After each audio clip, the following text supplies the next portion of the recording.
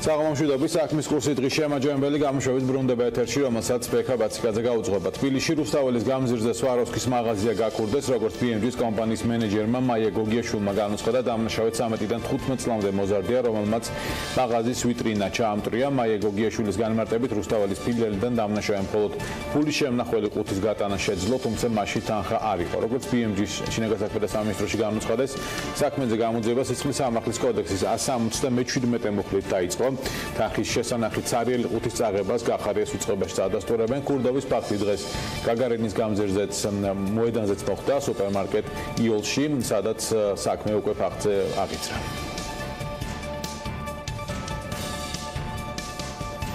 კიდევ ერთი ქურდობის ფაქტი 8000 მოსავალი გატეხეს საუბარი ირაკლი აბაშიძის ქუჩაზე მდებარე ღვინის მაღაზიაზე, როგორც BMG-ის კომპანიის დამფუძნებელმა ირაკლი ჩხარიძემ განუცხადა, მძარცველებს მაღაზიიდან თანხა და პროდუქცია აწაუღიათ. ამ ეტაპზე დამფუძნებელი კანონმდებლობის ასაკობრივ ზღვარს ვერ ასახელებს, თუმცა აღნიშნავს, რომ მაღაზიის ვიტრინა ქვით არის ჩამწრეული, როგორც BMG შინაგან საქმეთა სამინისტროში განუცხადეს. ამ ეტაპზე საგამოძიებო მოკვლევაა დაწყებული და შესაბამის სამსახური საქმის დეტალებს ადგენს. რაც TBC-ის გარშემო ხდება, ქვეყნის საინვესტიციო იმიჯზე პოზიტიურად არ აისახება. განცხადება საქართველოში იტალიის ელჩმა გააკეთა. საქართველოს აქვს ყველა წინაპირობა, რომ ქვეყანაში ინვესტიციები და ინვესტორები მოიზიდოს. ყურადღებით დავაკვირდებით მოვლენების განვითარებას, განაცხადა იტალიის ელჩმა. TBC ბანკის ირგვლივ განვითარებული მოვლენების მსგავსი ფაქტები ცხადია არ არის კარგი ქვეყნის იმიჯისთვის. მიუხედავად მაღალი რეიტინგებისა, საქართველოს სამართლიანად იმსახურებს უცხოელი ინვესტორების ნდობას. თუ ქვეყნის იმიჯზე ვსაუბრობთ, ამ კონტექსტში მოვიყვანდი სასოფლო-სამეურნეო მიწის შესახებ კანონის ბუნდოვანების საკითხსაც, რაც არ აძლევს უცხოელ ინვესტორებს იმის საშუალებას, რომ განახორციელონ ინვესტიციები სურსათის სექტორში, რადგან მათ არ იციან წესები, რომელიც მიწის საკუთრებას აწესრიგებს. ყოველივე ზემოთქმულიდან გამომდინარე, ცხადია ეს გახლავთ ის ფაქტები, რასაც გავლენა აქვს საქართველოს ბიზნეს კლიმატზე. ექსპლუატაციაში მიღებამდე შესაძლოა საცხოვრებელ შენობებში ცხოვრება აიკრძალოს. დედაქალაქის მერის კახა კალაძის განცხადებით, ბოლო პერიოდში ადამიანები ისეთ შენობებში ცხოვრობდნენ, რომლებიც ექსპლუატაციაში არ იყო შესული და ეს პრობლემებს ქმნიდა. როგორც მერმა დედაქალაქის მთავრობის ხდომის დაწყებამდე განაცხადა, უახლოეს პერიოდში ცვლილებები განხორციელდება, რასაც მოქალაქეებს პირადად გააცნობს. ანუკა ჯოხაძე მუშაობდა თემაზე, ვნახოთ მის სიუჟეტი. ადამიანებს ჰქონდათ შესაძლებლობა ეცხოვრათ შენობა-ნაგებობებში, რომელიც ექსპლუატაციაში არ იყო მიღებული და ამ წლების განმავლობაში ჩვენ დავინახეთ, რომ ეს არის პრობლემა. ჩვენ რა თქმა უნდა ამაზე დაწყებული გვაქვს მუშაობა და უახლოეს მომავალში ჩვენ პირადად მე ვაპირებ მოსახლეობას მივაწოდო სრული ინფორმაცია. ეს განცხადება თბილისის მერმა დედაქალაქის მთავრობის ხდომის დაწყებამდე გააკეთა. იქამდე კი ვიდრე ცვლილებები ძალაში შევა, კერძო სექტორი საქმის კურსის კამერასთან საკუთარ მოსაზრებას აფიქსირებს. როგორც სამშენებლო კომპანია არსის გენერალური დირექტორი თორნიკე აბულაძე აცხადებს, ამ მიმართულებით გარკვეული კითხვები არსებობს. მისი თქმით, მათ არ აქვთ უფლება, როცა შენობა დასრულებულია, კერძო მესაკუთრეები ბინებში არ შეუშვან, რადგან ის უკვე გადაცემულია კერძო მესაკუთრისთვის. ინიციატივის სულისკვეთება absolუტურად გასაგებია, თუმცა ვერ წარმოვიდგინოთ თუ როგორ მოხდება ამისი ადმინისტრირება. რაში მდგომარეობს პრობლემა, რომ ეს ბინები, ხმებათ ექსპლუატაციაში მიუღებელი, ეკუთვნის კერძო მესაკუთრეს. ანუ ის უკვე გადაცემულია კერძო მოქალაქეების საკუთრებაში, ანუ კერძო საკუთრება არის. და ამ შემთხვევაში, ანუ ჩვენ უკვე აღარ გვაქვს იმის შეძლება, რომ არ შეუშვათ კერძო მოსახლე, ანუ თავის საკუთრებაში. შესაბამისად კითხვა არის შემდეგი: ვინ დაჯარიმდება იმ შემთხვევაში, თუ მოსახლე შიგნით მაინც ცხოვრობს? თორნიკე აბულაძე თბილისის მუნიციპალური ინსპექციის საქმიანობასაც აფასებს და ამბობს, რომ ბიუროკრატიის გამო შენობის ექსპლუატაციაში მიღების პროცესი დროში გაწერილია, რაც სამშენებლო კომპანიებს გარკვეულ პრობლემებს უქმნის. ზედამხედველობის სამსახური დღეს არის ძალიან სუსტი. ერთი არის სუსტი, მეორე ყველა ძალიან ბევრ რაღაცას ეკიდება რა. აი ამ სახლს ასაც თქვენ ხედავთ და ახლობით 120 დღეში 120 დღეში შენდება. 70 დღე დაგვჭირდა ერთ შემთხვევაში, რომ ზედამხედველობის სამსახური მოგვეყვანა და იმიტომ რომ ექსპლუატაციაში უნდა მიგვეხო და შეხედეთ პრობლემა რაშია, რომ 120 დღე როცა აშენებს სახლს, 70 დღე ძალიან ტკივნეულია, როცა ის ამდენი ხანი გიგვიანებს და ამ მომენტში მოსახლეობა მემაწვება იმაზე, რომ შემიშვის სახლში. საქმის კურსმა აღნიშნული საკითხით თბილისის მუნიციპალურ ინსპექციასაც მიმართა. სამსახურის უფროსის გიორგი ბაგრატიონის განცხადებით აღნიშნული ინიციატივა გავრცელდება დღემდე დასრულებულ მშენებლობებზე, სადაც ხალხი უკვე ცხოვრობს და ის ექსპლუატაციაში არ არის შესული. ასევე მიმდინარე და სამომავლო პროექტებზეც. მე არ ვიცი ვადებთან დაკავშირებით სამშობლო კომპანიები რატო აცხადებენ ამას. ჩვენ მომართვიანობის შემდეგ არც ერთ სამშობლო კომპანიას ვადას არ ვუხევთ. ანუ ვერავინ ვერ იტყვის, რომ მუნიციპალური ინსპექციის გულისთვის, რადგან მათ ვადები დაარღვიეს, ჩვენ ექსპლუატაციაში არ მივიღეთ. არის იმის საშუალება, რომ სანამ ექსპლუატაციაში არ შევა კორპუსი, რომ არ მოხდეს ადამიანის შესახლება. აქედან გამომდინარე, ეს რა და როგორ მოხდება და ეს რას ნიშნავს და რა არის ამის უკანა ცოტა ბუნდოვანი დღეს ვსაუბრობენ, ეს ყველაფერი იქნება აშკარა. თუ გასულ წლებს გადავხედავთ 2006 წელს არქიტექტურულ სამშენებლო საქმიანობაზე სახელმწიფო ზედამხედველობის შესახებ კანონში იყო მუხლი, რომლის მიხედვითაც აკრძალული იყო იმ შენობა-ნაგებობებში შესვლა და ცხოვრება, რომელიც არ იყო ექსპლუატაციაში შესული. თუმცა ეს მუხლი 2009 წელს ამოიღეს. შესაბამისად დღეს კანონით ადამიანებს თავისუფლად შეუძლიათ იმ შენობა-ნაგებობებში შესვლა, რომელიც ექსპლუატაციაში არ არის მიღებული.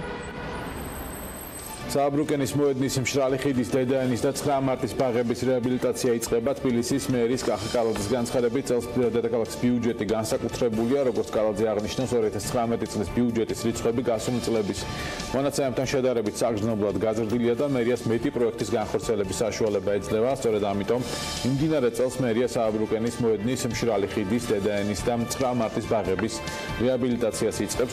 განსახორციელებელი პროექტების ჯამური ღირებულება 10 მილიონ ლარში ადგენს. და კიდევ ერთი თემა, რომელიც დღეს თბილისის მთავრობის ხდომაზე გაჟღერდა, მიკროავტობუსებს უკავშირდება. კერძოდ მიკროავტობუსებისთვის სავალდებულო 12 ახალი გაჩერება იქნება. კახა კალაძის თქმით, ზუსტად 1 წლის წინ თბილისის მერიის მიერ მიკროავტობუსების რეგულაციების ამოქმედებამ გაამართლა.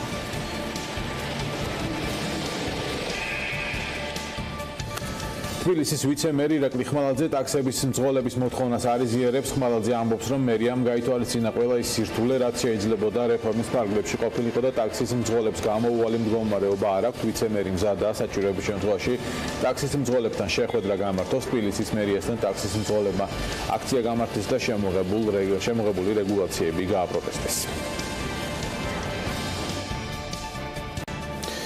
რატომ გაასაჩივრა სტერეო პლუსის საკონტროლო პაკეტის მფლობელმა დავით ზილფინიანმა უზენაეს სასამართლოს გადაწყვეტილება Chemexim International-თან და რას პასუხობს ზილფინიანს ბრალდებებს მოსარჩელე კომპანია. ორი მხარის ადვოკატები საკუთარი სამართლებრივი არგუმენტებით საქმის კურსისთვის დაახოთ ელენე ჩომახიძის სიუჟეტში. კერძო მულტიპლექს ოპერატორის სტერეო პლუსის საკონტროლო პაკეტის მფლობელი დავით ზილფინიანი უზენაესი სასამართლოს მიერ მიღებულ გადაწყვეტილებას საკონსტიტუციო სასამართლოსა და სტრასბურგის სასამართლოში ასაჩივრებს. უზენაესი სასამართლოს გადაწყვეტილებით დავით ზილფინიანის ქონებას ყადაღა დაედო. საქმე ეხება ოფშორულ ზონაში რეგისტრირებული კომპანიის Chemexim International-ის მიერ დაწყებულ დავას. კომპანიის მფლობელის დავით ბეჟუაშვილის სარჩელი, რომლითაც ბიზნესმენი დავით ზილფინიანს სესხის დაბრუნებას თხოვდა პირველი ორი ინსტანციის სასამართლომ არ დააკმაყოფილა. უზენაესი სასამართლოს გადაწყვეტილებით კი ზილფინიანს Chemexim International-ისთვის 14,000 ამერიკული დოლარისა და 20,000 ლარის გადახდა დაეკისრა. უზენაესმა სასამართლომ, რომელსაც ფაქტების დადგენის უფლებამოსილება სხვათა შორის არ გააჩნია, რატომღაც შეცვალა მთელი არგუმენტაცია, მოიყვანა ისეთი არგუმენტები, რომლებიც ხარებს პირველი და მეორე ინსტანციის სასამართლოებში თავად არ უთქვამს და საკუთარი არგუმენტების საფუძველზე შეცვალა გადაწყვეტილება და ახალი გადაწყვეტილებით ასე ვთქვათ, დააკმაყოფილა Chemexim-ის სარჩელი. სასამართლომ აბსოლუტურად არასწორად განმარტა კანონი მტკიცების ტვირთის თაობაზე და მტკიცების ტვირთის განაწილების თაობაზე და უფრო მეტიც ფაქტიურად მან თავად შემოიღო კანონის ნორმა ისეთი, რომელიც კანონმდებლობით დადგენილი არ არის. კანონის ნორმის შექმნის უფლებამოსილება საქართველოს სასამართლოებს არ გააჩნიათ. ზილფინიანის ადვოკატის განმარტებით, პირველი ორი ინსტანციის სასამართლოს თანხების გადარიცხვის ფაქტი ეჭქვეშ არ დაუყენებია და ერთადერთი რაც ბუნდოვანი იყო, გახლდათ თანხის გადარიცხვის მიზნობრიობა და სასესხო გარიგებასთან მისი კავშირი. სანდრო ბარამიძის განცხადებით მოსარჩელეს სესხის ხელშეკრულების არსებობის დამადასტურებელი საბუთი არ გააჩნია. მოსარჩელის ადვოკატი კი საპირისპიროს აცხადებს და ამბობს, რომ ზილფიმიანის მიერ Chemexim International-ისგან თანხის სესხების ფაქტს გარდა უზენაესი სასამართლოს გადაწყვეტილებისა, საბანკო გადარიცხვები და ამ გადარიცხვების დანიშნულებებიც ადასტურებენ, რომელშიც სიტყვა სესხი ფიქსირდება. თანხა შეიძლება გადარიცხო, მაგალითად ჩუქების მიზნით, მაგალითად რაღაცა ნასყიდობის საფასურის გადარიცხვის მიზნით. შესაძლოა ასევე სესხის მიზნით, მაგრამ ამ შემთხვევაში არ იყო დამტკიცებული არაფრით და სინამდვილეში არ წარსებობს ბუნებაში რაიმე სესხის ხელშეკრულება ამ ორ მხარეს შორის. ხელშეკრულება სამოქალაქო კოდექსის მიხედვით არის ზეპირიც და წერილობითიც. შესაბამისად, როდესაც ტრანზაქციაში წერია გადარიცხვაში სესხი, ის ჩუქება როგორ შეიძლება იყოს, ეგ ამიხსნას მოპასუხე. სესხი რომ არ დაედგინა უზენაეს სასამართლოს, ჩვენ გვქონდა მეორე გზა, რასაც ქვია უსაფუძვლო გამდიდრება, როდესაც უსაფუძვლო თანხა მოთხოვილი და მაინც მოვითხოვდით ამ თანხას სხვა სამართლებრივი საფუძვლით. ასე რომ ბატონ ზილფიმიანის ეს თანხა ყველა ვარიანტში გადასახდელია. ალექსანდრე ბარამიძის განმარტებით უზენაესმა სასამართლომ გადაწყვეტილება საპროცესო დარღვევით გამოიტანა საკუთარი არგუმენტაციით, ანუ არგუმენტაციით თითქოს ორივე ინსტანციის სასამართლოებმა სესხის ხელშეკრულების პრეზუმპციით არ იხელმძღვანელეს. ბარამიძე ირწმუნება, რომ ამგვარ პრეზუმპციას კანონი არ ითვალისწინებს. ზილფიმიანის ადვოკატის განცხადებას, რომ უზენაესმა სასამართლომ Chemexim International-ის სარჩელი ახალი მოტივაციით განიხილა, ასეთ შემთხვევაში კი საქმის ზეპირი მოსმენით განხილვისა და მასზე მხარეების დასწრების ვალდებულება არსებობდა, არ იზიარებს ზვიად კორძაძე და განმარტავს, რომ უზენაეს სასამართლოს ზეპირი მოსმენის დანიშვნის ვალდებულება არ აქვს. მას სურდა რაღაცა ახალი, თუნდაც საკუთარი არგუმენტაციის თაობაზე სულ სხვა გადაწყვეტილების მიღება, მას უნდა დაენიშნა საქმეზე ზეპირი მოსმენა და მოესმინა მხარეებისგან, თუ რას ფიქრობდნენ ისინი იმ შესაძლო არგუმენტაციასთან დაკავშირებით, რომელიც უნდა მოეყვანა უზენაეს სასამართლოს თავის გადაწყვეტილებაში. უზენაეს სასამართლოს აქვს უფლება ზეპირი განხილვის გარეშე განიხილოს საქმე და რა დარღვევას ხედავს აქ ერთ-ერთ. რატომ უნდა განხილულიყო ზეპირი მოსმენით? საწერია მოხლენა მითითოს და მე თქვენ გამოვიტან აღსრულებიდან საახსრულებო ფუნქციას. ბარამიძის განმარტებით შესაძლოა უზენაესი სასამართლოს გადაწყვეტილების აღსრულებით მაუწყებლის წილი ოფშორში რეგისტრირებული კომპანიის ხელში აღმოჩნდეს, რაც მოქმედ კანონს ეწინააღმდეგება. შესაბამისად, მოპასუხე ამ ნაწილში საკონსტიტუციო სასამართლოს მიმართავს.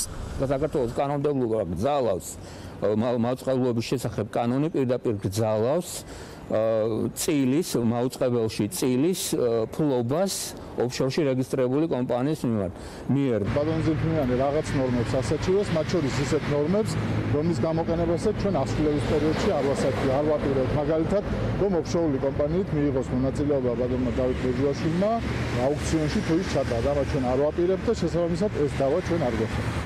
დავით ზილფიმიანმა საკონსტიტუციო სასამართლოში ორი სარჩელი შეიტანა. ერთი უზენაესი სასამართლოს გადაწყვეტილების აღსრულების საკითხს ეხება. სასამართლოს მიერ საახსრულებო ფურცელი 2018 წლის მარტშია გაცემული. აღსრულება ჭიანურდება და როგორც ჩვენ გვიმარტავენ, ჭიანურდება ბატონ ზილფიმიანის გამო, იმიტომ რომ არ თანამშრომლობს აღსრულებას და ჩვენ ვაპირებთ, რომ აღსრულებას მოვთხოვოთ ყველა იმ ბერკეტის გამოყენება, რომელიც კანონიც მას შეუძლია, რომ არ გაჭიანურდეს აღნიშნული საქმის აღსრულება.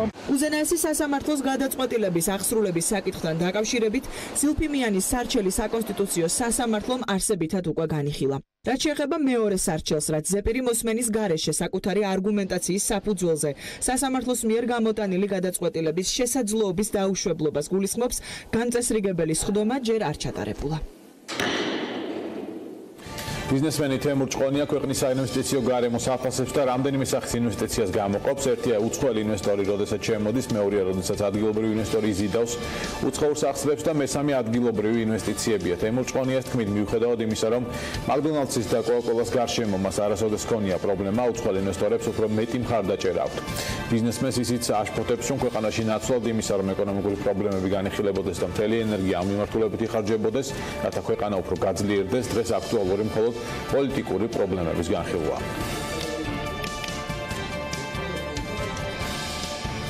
ინდოელი ბიზნესმენები ანაკლიის ღრმაწყლოვანი პორტის და ეკონომიკური ზონის პროექტით დაინტერესდნენ. ამის შესახებ ინფორმაციას ანაკლიის განვითარების კონსორციუმი ავრცელებს. ანაკლიის პროექტით ინდოეთის როტერი კლუბის წევრი სხვადასხვა მიმართულებით მომუშავე წამყვანი ბიზნეს კომპანიების წარმომადგენლები დაინტერესდნენ. სამხრეთ-დასავლეთით ერეფნის მეშვეობით ტვირთის ინდოეთსა და ევროპას შორის გადაზიდვისთვის. ინდოეთსა და ევროპას შორის ვაჭრობა დღეს 100 მილიარდ დოლარს შეადგენს. ბელორუსში ქართული პროდუქტის მაღაზიის გახსნა, საქართველოში კი ტრაქტორების ამწყობი ერთობლივი საწარმოს შემოქმედება იგეგმება. ამის შესახებ საქართველოს პრემიერ-მინისტრმა მამუკა ბახტაძემ და ბელორუსის ვიცე-პრემიერმა მიხეილ რუსმა შეხვედრაზე განაცხადეს. ასევე განიხილება ლიფტების ერთობლივი წარმოების თემა, თანამშრომლობა ტრანსპორტის სფეროში, კერძოდ საბორნე მიმოსვლის განვითარების პერსპექტივა და ბელორუსიდან წამოსული ტვირთის ტრანზიტი. მთავრობის მეთაურის დავალებით ქართულმა მხარემ ბელორუს კოლეგებთან სამუშაო ჯგუფის ფორმატში 2 თვის ვადაში უნდა შეაჯეროს ლოგისტიკური საკითხების მოწესრიგების გზები, რაც ორმხრივი ვაჭრობის მნიშვნელოვან ზრდასაც შეუწყობს ხელს. საქართველოს იუსტიციის მინისტრის განცხადებით უახლოეს პერიოდში პარლამენტში გადახდის უუნარობის და აღსრულების ახალი კოდექსების პროექტების წარდგენა მოხდება. თეატრულუკიანის შეფასებით ეს იქნება ძირეული და მასშტაბური რეფორმა, რომელიც ბევრ სიახლეს შესთავაზებს საზოგადოებას და განსაკუთრებით ბიზნეს საქმიანობით დაკავებულ ადამიანებს. თეატრულუკიანმა Doing Business-ის რეიტინგში გადახდის უუნარობის და კონტრაქტების აღსრულების კუთხით საქართველოს სწრაფ წინსვლაზეც გაამახვილა ყურადღება.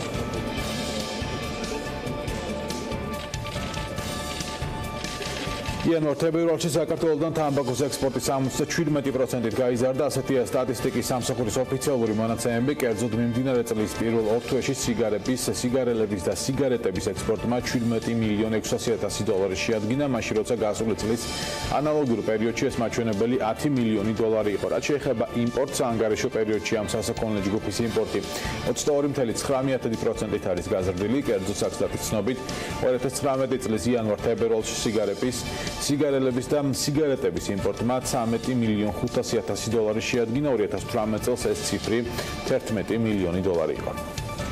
გაზის გაჟონო აფეთქებების გამო გამკაცებულ რეგულაცია აპრილის პირველ ნახევარში ამოქმედება, როგორც ენერგეტიკის და წყალმომარაგების მარეგულირებელ კომისიაში აცხადებენ საკანონმდებლო ცვლილების პაკეტი სხვადასხვა მიმართულებას მოიცავს. სემეკის თავმჯდომარე ირინა მილოროვა გვეტყვის მე დეტალს. საღამოშტოვის გავლენით ირინა, მადლობა რომ ხართ ჩვენი გადაცემის სტუმარი. კიდევ ერთხელ პირველ რიგში მინდა გითხოთ რა მიმართულებები იცვლება, რა შეიცავს სხვადასხვა მიმართულებები და მთავარი სიახლე რა იქნება ამ შემთხვევაში მომხმარებლებისთვის და კომპანიებისთვის. კიდევ ერთხელ მოგესალმებით, დიდი მადლობა ჩართვისთვის. დიახ, ჩვენ უკვე დავასრულეთ მუშაობა იმ ცვლილებების პაკეტზე, რომელიც ეხება ინდივიდუალურ საკუთრებაში შიდა ქსელის უსაფრთხოების წესებს. პრაქტიკულად ჩვენ უკვე მოვამზადეთ ცვლილება დაახლოებით 9 სამართლებრივ დოკუმენტში. მათ შორის არის ასევე ცვლილებები კანონში, ეს არის ცვლილება ადმინისტრაციულ სამართალდარღვევათა კოდექსში, პროდუქტის უსაფრთხოებისა და მიმოქცევის კოდექსში და ასევე ელექტროენერგეტიკისა და ბუნებრივი გაზის შესახებ კანონში. ეს ცვლილებები, როგორც აღნიშნე, ეხება შიდა ქსელის უსაფრთხოებას და მოიცავს შემდეგ სიახლეებს. იმისთვის, რომ გამონაწილებელმა კომპანიამ ინდივიდუალურ საკუთრებაში, ბინებში, მარტივად რომ ვთქვათ, დაიწყოს ბუნებრივი გაზის მიწოდება, მას სჭირდება მინიმალური დოკუმენტაცია, რომ დარწმუნდეს, რომ ქსელი არის უსაფრთხო. ეს ნიშნავს იმას, რომ მომხმარებელს აქვს ვალდებულება შექმნას პირველადი დოკუმენტაცია შიდა ქსელის უსაფრთხოებასთან დაკავშირებით. ეს მოიცავს როგორც ქსელის გამართულებას, მაგალითად, გამოცდის აქტებს უსაფრთხოებაზე და სიმტკიცეზე, ჰერმეტულობაზე ასევე ბინაში განთავსებული ბუნებრივი დანადგარების შესაბამისობაზე ტექნიკურ პასპორტთან. ამ პირველადი დოკუმენტაციის შექმნა საბოლოო, ასე ვთქვათ, ვერსიაში შეიძლება აკრედიტებულ ორგანოს, მაგრამ დღეს გვაქვს მოცემულობა, რომ აკრედიტებული ორგანოები ჩვენ არ ყავს ბაზარზე საკმარისი რაოდენობით. ამიტომ გაჩნდა აუცილებლობა, რომ პირველ ეტაპზე ეს პირველადი დოკუმენტაცია შეიქმნას როგორც განაწილების ლიცენზიატის მონაწილეობით, ასევე კვალიფიციური პირების მონაწილეობით. კვალიფიციური პირის განმარტება გვაქვს მარტივად პირი, რომელსაც აქვს შესაბამისი განათლება და მუშაობის მინიმუმ 2 წლიანი გამოცდილება, მაგრამ კარგად ვაცნობიერებთ, რომ აუცილებელია, რომ უკვე ნელ-ნელა შემოვიდეს შესაბამისი აკრედიტაციის მქონე პირები. ეს მომსახურება იქნება ასე თქვა დამატებითი ხარჯი მოქალაქისთვის, კერძო პირისთვის თუ არ იქნება დამატებითი ხარჯი? კარგი შეკითხვაა, დიდი მადლობა. პირველ ეტაპზე იმდენად რამდენადაც გვაქვს ამოცანა, რომ მოწესრიგდეს შიდა ქსელებში ასე ვთქვათ მდგომარეობა გამოსწორდეს, განაწილების ლიცენზიატები ამ საქმიანობას განახორციელებენ უფასოდ. აი ეს არის ძალიან მნიშვნელოვანი, იმიტომ რომ გვინდა რომ შედეგი დაიდოს და ასე ვთქვათ ფინანსური თემა არ უნდა იყოს დამაბრკოლებელი აი ამ საკითხის. თუმცა ჯერჯერობით ღია რაც გვაქვს არის ვადა, რა ვადამდე იქნება ასე ვთქვათ განაწილების ლიცენზიატების მონაწილეობა აი ამ პროცესში, თუმცა საბოლოო ასე ვთქვათ რეჟიმში და საბოლოო გადაწყვეტაში ეს იქნება მომხმარებლის ვალდებულება, ბუნებრივია, როდესაც ბაზარი განვითარდება და საკმარისი იურიდიული პირები გაჩნდებიან გულისხმობ ინსპექტირების ორგანოებს, ეს იქნება ფასიანი მომსახურება და ეს იქნება მომხმარებლის ვალდებულება. ეს ინსპექტირების ორგანოები იქნებიან კერძო ხო, ალბათნაირინა, რომლებიც ვთქვათ მომავალში უნდა გაჩნდნენ ბაზარზე, ვინც უნდა შეამოწმოს. ვთქვათ ამ ნაწილში, როდესაც ესეთი მომსახურება იქნება, გარკვეული რისკები არსებობს. კიდევ ერთი ნაწილი, რომელიც ადმინისტრაციულ ჯარიმებს ეხება, ჯარიმები ნაწილობრივ ვთქვათ ასეთ პრობლემებს აგვარებს, მაგრამ ბოლომდე ვერ გადაამოწმებს თუ არა ვინმე, რომელიმე სამსახური იმას, რა დოკუმენტი დაწერა ვთქვათ ამა თუ იმ კერძო ორგანიზაციამ, ვთქვათ კერძო პირის შემთხვევაში, გაუშვას ლიცენზიანტმა უკვე მიწოდება დაიწყოს გაზის, ანუ გადამოწმება თუ მოხდება რამე გარკვეული ტიპის შემთხვევების თუ პირდაპირ მხოლოდ ლიცენზიანტზე და დამოკიდებული იქნება კერძო კომპანიაზე. ჩვენ ვინაიდან საუბრობთ აკრედიტირებულ ინსპექტირების ორგანოზე, აკრედიტაციის ეროვნული სააგენტო არის ზუსტად ის პირი, რომელიც დღესაც ძალიან მკაცრად აკონტროლებს აკრედიტაციის აკრედიტირებული ინსპექტირების ორგანოს მიერ განხორციელებულ სამუშაოებს. ანუ აკრედიტაციის ორგანოა, ვინც ამ პირების კვალიფიკაციას და შესრულებული სამუშაოების, ასე ვთქვათ, ხარისხს აუცილებლობის შემთხვევაში გადაამოწმებს. პერიოდული შემოწმება აუცილებლად განხორციელდება ის, რომ ბინაში გაზი გაეშვა და ყველაფერი უსაფრთხოთაა, არავითარ შემთხვევაში არ ნიშნავს იმას, რომ მომავალშიც ასე გრძელდება, ხო? რაღაცა შეიძლება ქსელში შეიცვალოს, დანადგარი დაემატოს და ასე შემდეგ. ამიტომ ყოველწლიური ჩვენ ვეძახით ამას საექსპლუატაციო შემოწმებას აუცილებლად განხორციელდება. რაც შეეხება ჯარიმების ნაწილს, გარდამავალ ეტაპზე კი ბატონო, რაც შეეხება ჯარიმების ნაწილს, ჯარიმებიც არის გათვალისწინებული ადმინისტრაციულ სამართალდარღვევათა კოდექსში.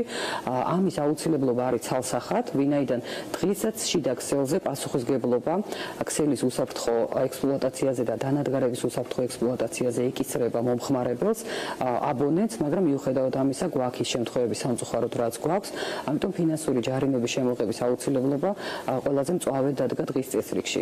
ჯარიმები არის განსხვავებული, არის გაფრთხილება, არის ასევე მეორე ჯერზე უკვე მაგალითად 50 ლარის ოდენობით ჯარიმა, თუმცა არის ასევე სამართალდარღვევის სიმძიმის მიხედვით ჯარიმები, რომლებზეც პირდაპირ 100 ლარიანი ჯარიმაა გათვალისწინებული. კიდევ ერთხელ მე რასაც ვსაუბრობ, ეხლა ვსაუბრობ პროექტზე, ეს პროექტები ისევ განხილვის ეტაპზეა ეკონომიკის სამინისტროში, ბუნებრივია რაღაც შეიძლება შეიცვალოს, მაგრამ აი სულისკვეთება და ძირითადი პრინციპები არის ამგვარი. კიდევ ერთი საკითხია, ბალოტნაირინა, სივრცეებში მეთანის გაჟონის დეტექტორის დამონტაჟება, ეს რას გულისხმობს? კი ბატონო, დეტექტორის დამონტაჟება აღმოჩნდა ერთ-ერთი ყველაზე რთული საკითხი, ვინაიდან ჩვენ ახლა უნდა შევთანხმდეთ, ჯერჯერობით ეს საკითხი საბოლოოდ გადაწყვეტილი არ არის. ჩვენ ახლა უნდა შევთანხმდეთ, აუცილებელია თუ არა ყველა შემთხვევაში დეტექტორის დამონტაჟება და რა ტიპის დეტექტორზე ვსაუბრობთ, ეს არის CO-ს გაჟონვა, თუ ეს არის ბუნებრივი გაზის გაჟონვა.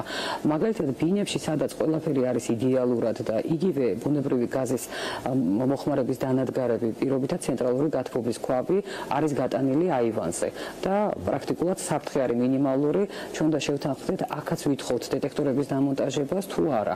კომპანიების განაწილების ლიცენზიატების მოთხოვნაა, რომ უკლებლი ყველა ბინაში მოხდეს დეტექტორის დამონტაჟება და ის ჯერჯერობით არის, ასე ვთქვათ, ღია საკითხი, რაზეც არ არის საბოლოო გადაწყვეტილება მიღებული. თუმცა კიდევ ერთხელ ვამბობ, პროექტების დიდი ნაწილი არის მომზადებული, მუშაობა პრაქტიკულად დიდ ნაწილზე არის დასრულებული, მინიმუმ კანონები უნდა იქნეს გადაგზავნილი პარლამენტში და აპრილის პირველ ნახევარში, როგორც თქვენც აღნიშნეთ, გვინდა რომ ეს პროექტი უკვე დასრულდეს და ეს ცვლილებები განხორციელდეს. კი ბატონო, დიდი მადლობა ირინა მილორავა იყო სამეფოს თავმჯდომარე საქმის კურს ეთერში. მადლობა მომის კიდევ ხელ გადაცემაში მონაწილეობისთვის. დიდი მადლობა თქვენ. ჩვენ განვაგრძობთ ეთერს. ჯოხატაურის მუნიციპალიტეტში დაბა ბახმაროში მცირე სკვერისა და დასასვენებელი პარკის მოწყობა იგეგმება. დეტალური საპროექტო დოკუმენტაციის შედგენის მომსახურების შესყიდვაზე ტენდერი მუნიციპალური განვითარების ფონდმა გამოაცხადა. შესყიდვის სავარაუდო ღირებულება 1.280.000 ლარია. პროექტის მიზანია ტურისტულად მიმზიდველი გარემო შექმნა. დასასვენებელი პარკი დაბა ბახმაროში არსებული ტაძრის მიმდებარე ტერიტორიაზე სახელმწიფო საკუთრებაში არსებულ მიწის ნაკვეთზე, სკვერი კი ეკლესიის საკუთრებაში არსებულ მიწის ნაკვეთზე მოეწყობა. ჭავჭავაძის გამზირზე კერძო ავტომანქანები გაჩერებას ვეღარ შეძლებენ. თბილისის მერიის ტრანსპორტის სამსახურის უფროსის მამუკა მუმლაძის განცხადებით, ადამიანებმა საზოგადოებრივი ტრანსპორტის სისტემის არქონის გამო ძალიან ბევრი ავტომობილი შეიძინეს. ამის შესახებ მუმლაძის გადაცემა საქმის კურსში განაცხადა და დასძინა, რომ ტრანსპორტის სამხელოფო სამსახურს აქვს ხედვა შეიქმნას ახალი ავტობუსის ზოლები, რათა ავტობუსები გაცილებით სწრაფად გადაადგილდეს. მისივე თქმით, ჭავჭავაძის გამზირზე კერძო ავტომობილის გაჩერება აღარ იქნება შესაძლებელი და ტაქსებიც მოქალაქეებს კონკრეტულ ადგილებზე მიაკითხავენ.